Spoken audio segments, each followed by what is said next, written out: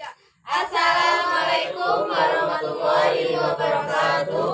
Kami dari kelompok 3 ingin mempersembahkan video teater yang berjudul Galaga Warna yang diperankan oleh Saya Siti Rizkia, saya sebagai Gilang Rukmini. saya Ratna, saya berperan sebagai rakyat 1. Saya Aisyah, saya berperan sebagai rakyat 2. Saya Neza Febriana berperan sebagai narator. Saya Ulfa, saya berperan sebagai Ratu Purbana. Saya Muhammad Rahman, saya berperan sebagai raja. Saya Rizky Rahman sebagai penasehat. Saya Wahyu sebagai tukang perhiasan. Saya Muhammad Indra Pratama sebagai warga. Oke, selamat nonton. Pada zaman dahulu kala ada sebuah kerajaan di Jawa Barat bernama Kutatangguhan. Rakyatnya hidup tenang dan sejahtera karena dipimpin oleh raja yang bijaksana, yaitu Prabu Swartalaya dan Ratu Purbamana. Sayangnya, Prabu dan Ratu belum dikaruniai keturunan, sehingga ini menjadi kegelisahan sang Prabu dan Ratu. Sudahlah Dinda, jangan murung dan menangis terus. Kalau Dinda bersedih terus seperti ini, Kanda jadi ikut bersedih. Gimana Dinda nggak akan bersedih, Kanda? Sudah bertahun-tahun kita berumah tangga, tapi belum dikaruniai seorang anak.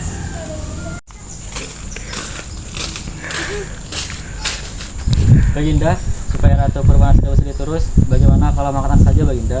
Barangkali bisa mengurangi sedang Ratu. Tidak, aku tidak mau punya anak angkat. Iya penasehat, aku pun juga tidak setuju jika mengangkat seorang anak. Buat kami, anak kandung adalah lebih baik daripada anak angkat. Ratu Purbamana masih terus menangis. Sudahlah Dinda, terus Kanda akan berusaha lagi. Kanda akan pergi ke hutan untuk bertapa agar kita cepat dikaruniai seorang anak. Baiklah kalau begitu, Kanda. Jika memang Kanda harus pergi ke hutan untuk bertapa, baiklah Kanda. Dinda juga turut berdoa, hati-hati Kanda. Sang Prabu pergi ke hutan untuk bertapa. Sang Prabu terus-menerus berdoa agar dikaruniai seorang anak. Beberapa bulan kemudian keinginan mereka terkabul. Ratu Purbamana pun mulai hamil. Seluruh rakyat senang sekali. Mereka membanjiri istana dengan hadiah. 9 bulan kemudian Ratu Purbamana melahirkan seorang putri. Kita cantik ya Dinda, dan kelihatannya sangat lucu. Iya Kanda, kita harus bersyukur akhirnya kita dikaruniai seorang anak. Ya Dinda, putri kita ini juga manis dan sangat menggemaskan. Oleh karena itu, bagaimana kalau kita beri nama Gilang Rukmini? Gimana Dinda, setuju tidak? Dinda setuju saja Kanda. Sesaat raja dan ratu sedang berbahagia, datanglah penasehat kerajaan. Ampun Baginda, ini dari rakyat mengirimkan barang nikah hadiah untuk putri Baginda. Mereka terus bersuka cita dan mengucapkan selamat atas kelahiran putri Baginda. Terima kasih Paman. Tak hanya keluarga istana yang berbahagia, rakyat pun turut berbahagia mendengar kabar tersebut. Sayangnya, Gilang Rukmini tidak diasuh secara baik oleh Prabu Swartalaya dan Ratu Purbamana. Gilang pun tumbuh menjadi gadis yang manja dengan sifat-sifatnya yang kurang baik. Tak segan ia berkata kasar untuk mendapatkan apa yang diinginkannya. Walaupun begitu, baik Prabu Swartalaya dan Ratu Purbamana sangat mencintainya. Hari berlalu, putri pun tumbuh menjadi gadis remaja tercantik di seluruh negeri. Dalam beberapa hari, putri akan berusia 17 tahun. Maka para penduduk di negeri itu pergi ke istana. Mereka membawa aneka hadiah yang sangat indah. Prabu mengumpulkan hadiah-hadiah yang sangat banyak itu, lalu mengumpulkannya ke ruangan istana. Sewaktu-waktu ia menggunakannya untuk kepentingan rakyat.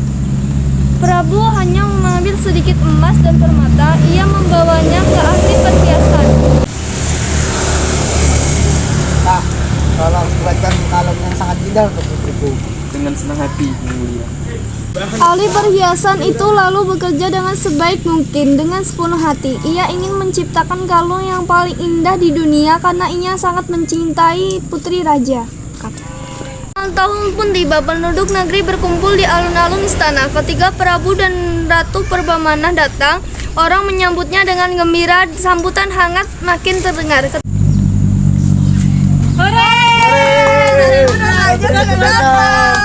Wah, cantik sekali ya putri Prabu Swartalaya. Iya, aku sangat iri melihatnya.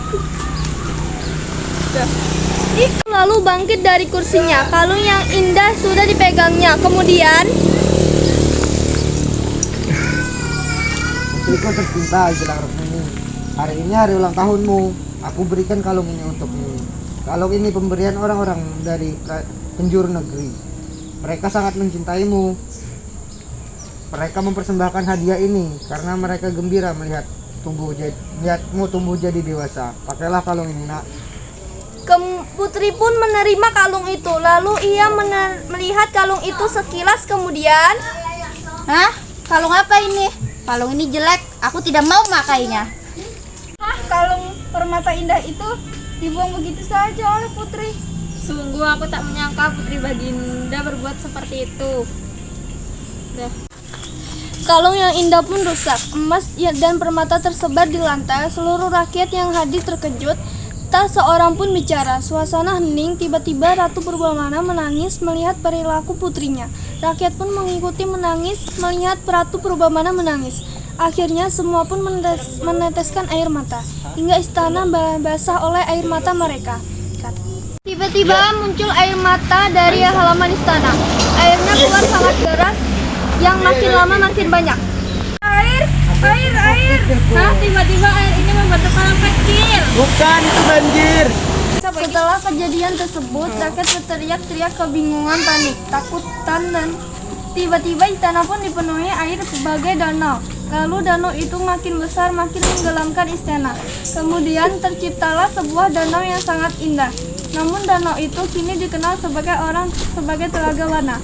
Warna itu berdasarkan dari bayangan hutan, tanaman, bunga-bunga, dan langit di sekitar telaga. Namun orang mengatakan warna-warna itu berasal dari kalung Putri Gilang Rukmini yang tersebar di dasar telaga. Pesan moral dari cerita rakyat tentang asal mula Telaga Warna ini adalah janganlah kita memanjakan anak secara berlebihan, karena hal itu bisa mendatangkan sifat malas, manja, dan sombong terhadap seorang anak. Sekian dari kami dari kelompok 3.